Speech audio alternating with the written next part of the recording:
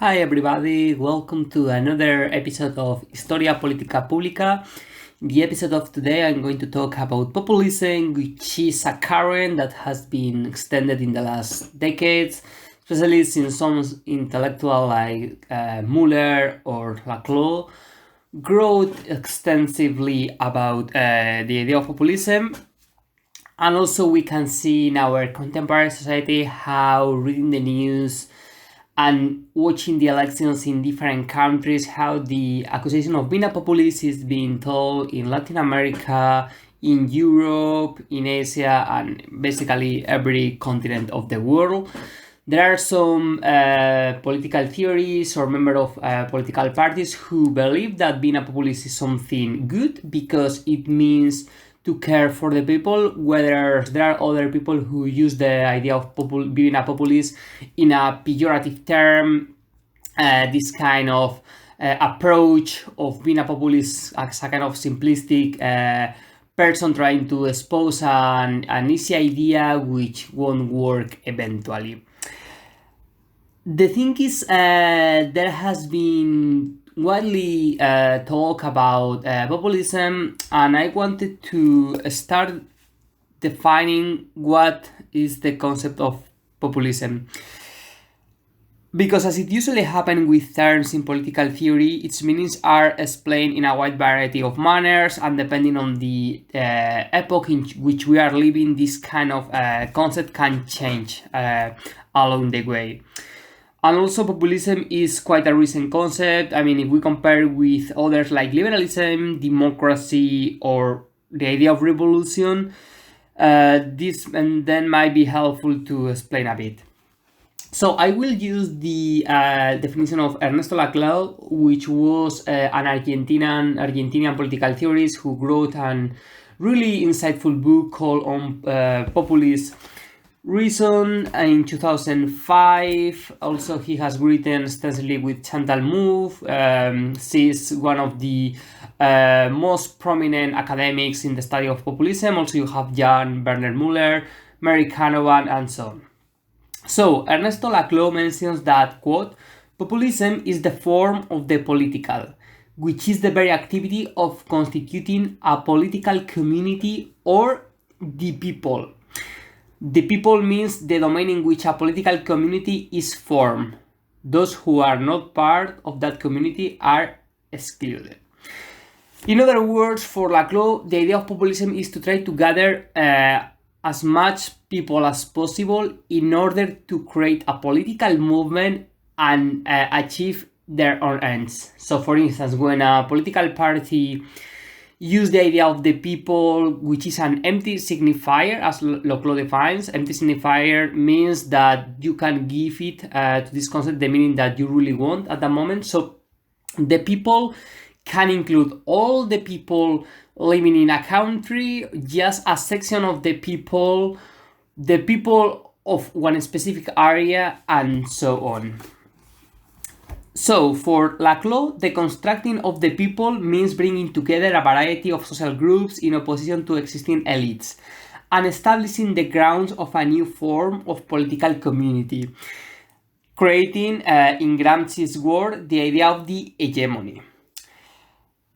As I mentioned, the people as an empty signifier means that is an idea not fixed by any particular material or economic interest. The meaning of the people is given through the creation of political and cultural identities that takes place in the struggle against the elites.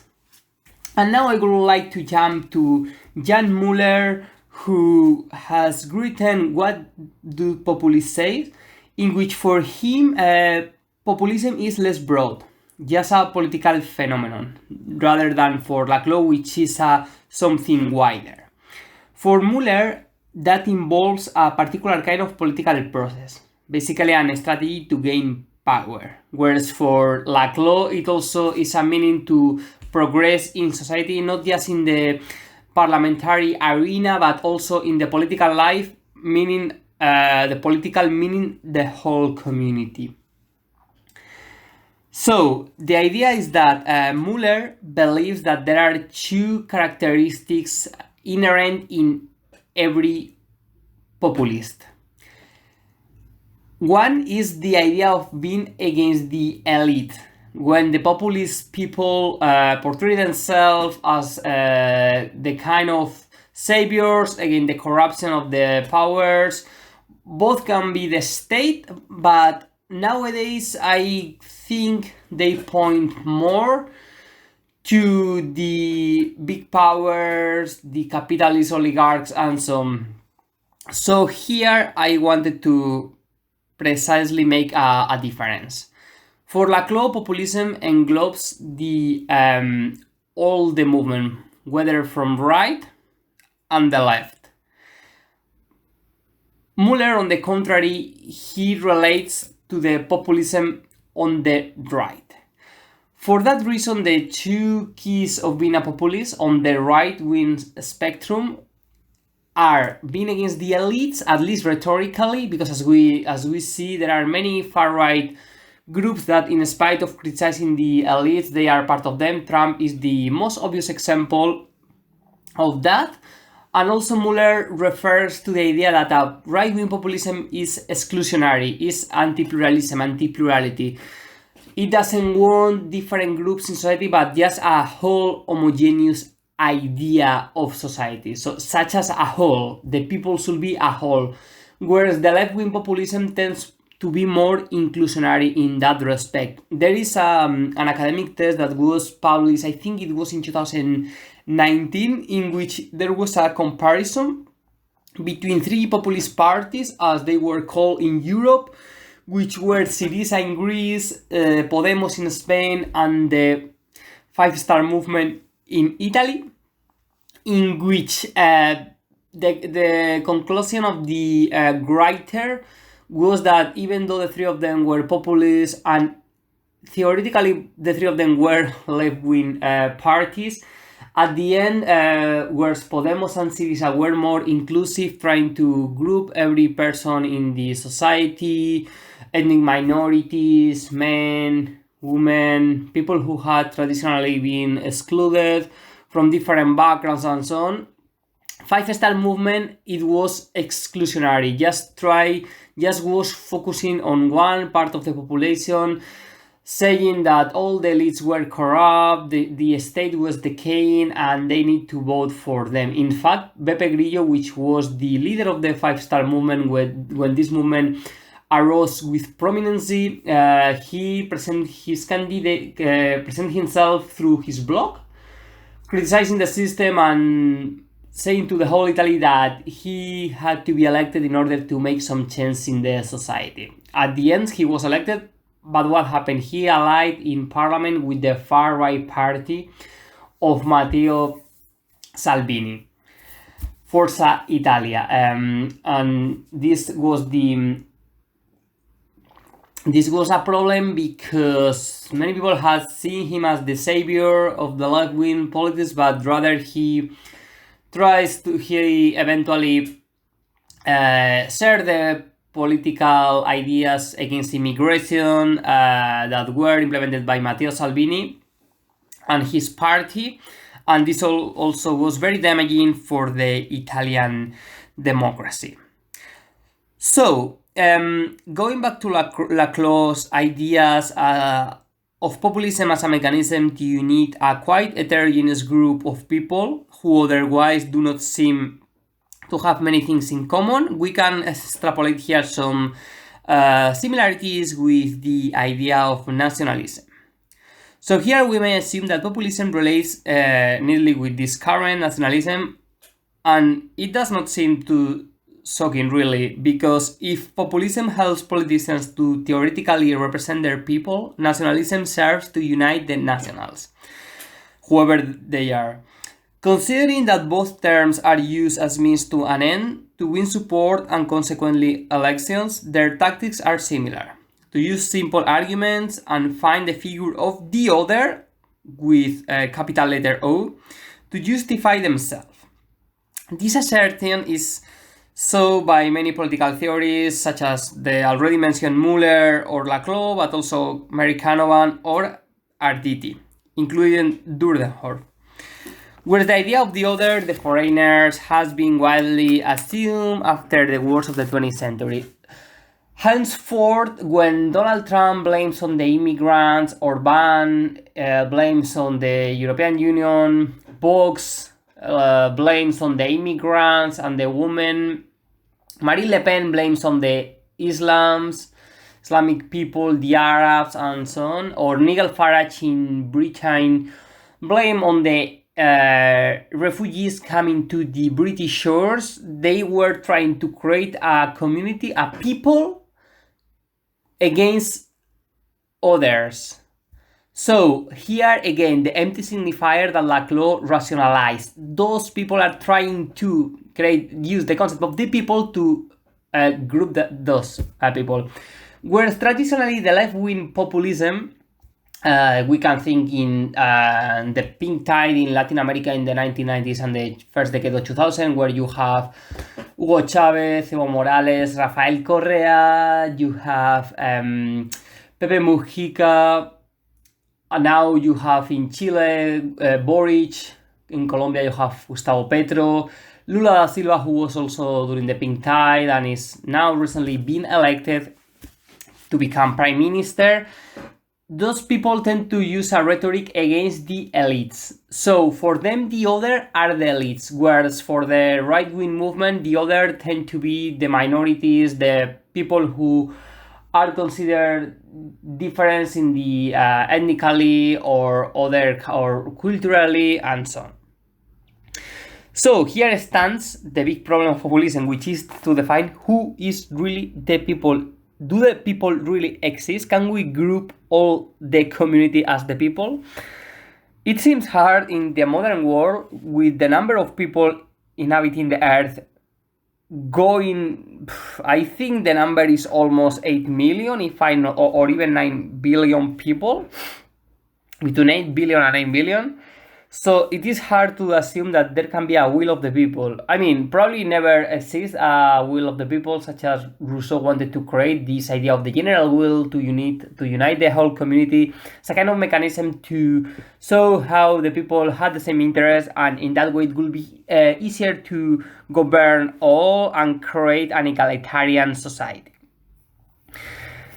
I like the concept of Ernesto Laclau of the empty signifier, as I explained earlier. It must be filled with the idea of people which their proponents want. I believe that the idea of populism is precisely that, to create something to join a determined group. As I told before, for Nigel Farage, the leader of UKIP was the British who wanted to leave the European Union, and for Trump was the real Americans. Those are the most famous examples, and both came to prominence in 2016 when Brexit and Trump, they won both the referendum and the election respectively. There are many other which are getting more known around the world, such as this idea of Vox, the far-right party in Spain, who was mentioned some years before, that they are, quote, the Spain that wakes up early, making reference to the working class, which allegedly will be voting for them, or Orban's proclamation to defy the European Union and the arrival of refugees, and so on. I have decided to use right-wing examples to relate it with my next point, although later I will keep analyzing the left-wing populism. The reason is that I think that if we decide to include all the spectrum of ideologies with populism as Laclau decides, we should avoid the inherent characteristics of populism predicated by Muller, which, as I told at the beginning, were anti-pluralism or anti-elitism, because right-wing populism tends to be anti-pluralistic, which nowadays is being used to exclude the immigrants, refugees, the minorities, and other collective. And the anti-elitist is rhetoric, depending on which kind of far-right parties. Because the fight against the elite has been used for them often in spite of the alliance of them with the upper classes, in order to obtain support of the lower strata. That happened many times. For example, parties that are far-right approached, far-right parties like Vox or Meloni in Italy, who became the prime minister in October. They have neo-fascist rhetoric, but also they have economically they are neoliberal. So they do, even though they criticize sometimes the elite, they tend to point out more against the state as a kind of corrupt institution which doesn't work that well. It is not important to have that many parliaments because it's a waste of public money. Whereas there are other far-right parties such as Marine Le Pen in France, for instance, who they criticize more the economic elites, and in fact they usually get out of favor of the big media newspaper. Same as Donald Trump, who has been widely criticized by the kind of liberal-oriented newspapers in America because, especially Marine Le Pen, she's trying to group the whole of France together, although in doing so she wants to exclude those people who are living in France but are not originally, or their ancestors are not from them, or they have a different religion and so on. But there are different varieties on the far right wing populism. Speaking about the left-wing populism, they take a contrary approach. They support pluralism and integration and are against elites. They want to increase taxes and build public services. The examples are many and recent, and certainly Latin America provides its greater cases of this so-called populism. Chavez, Morales, Correa are the most proponents, as they were visiting people and seem to enjoy a kind of common support among the people, and they won elections quite a few times. So the great number of people, so to speak, as the rich, elites, big businesses, were certainly not happy with this outcome, and they had to witness with concern how those populist left-wing leaders were winning the elections, and they implement measures for the common good of the society, such as creating health service, implementing the roads, like opening schools to everybody. So health, education, transport, welfare was increasing under this left-wing movement. One of the perhaps more illustrative examples of populism was Fidel Castro after the Cuban Revolution in 1959. When the dictatorship was defeated, he earned a huge wave of support. This was the only reason why he was able to stay in the mountains for almost 3 years alongside the other Cuban revolutionaries and eventually take the power from the dictatorship Batista. It's considered as one of the perhaps he was one of the first to activate and influence international movement through his rhetoric and example, and there is no casualty that 2 years later United States made a blockade in Cuba, which still is working until nowadays. But if now we also include a kind of international populism, what about people like Charles de Gaulle? Was their intention to unite people for all the countries? Charles de Gaulle obviously was the one of the figures of the French Fifth Republic. He was the president. Also, he was the leader of the Free French on exile in London when the Nazis were occupying the country. Just to finish the episode, I would like to point about our world since the economic crisis of 2007 and 2008, which is perhaps the spark of the different populist movement in the whole world. So we see the Indignados movement in 2011, which was channeled by the new political party, which was created some years later, Unidas Podemos, and now it is called Unidas Podemos. We had the success of Syriza in Greece, the movement of Jeremy Corbyn in the United Kingdom when he became the leader of the Labour Party in 2015. So we can see that in the first half of the decade of 2010, we have left-wing populist movement in Europe, but at the same time, there was Nigel Farage, you had the Trump election, you have Orban, Marine Le Pen in France, and nowadays there are far-right governments in Sweden and Italy, and it seems that this is increasing across the world. It seems that there has been a backlash between the left and right. The society is more polarized than perhaps since the dissolution of the Soviet Union, and it is because a conjunction of events like the economic crisis, the COVID-19, the war, the inflation, the fact that the elites are getting richer each year and the mass of the people are getting poorer, and the people really know what is happening because they read the news and so on. So there is a climax or attention, an atmosphere of uncertainty, because many people are seeing how their daily life are being shattered.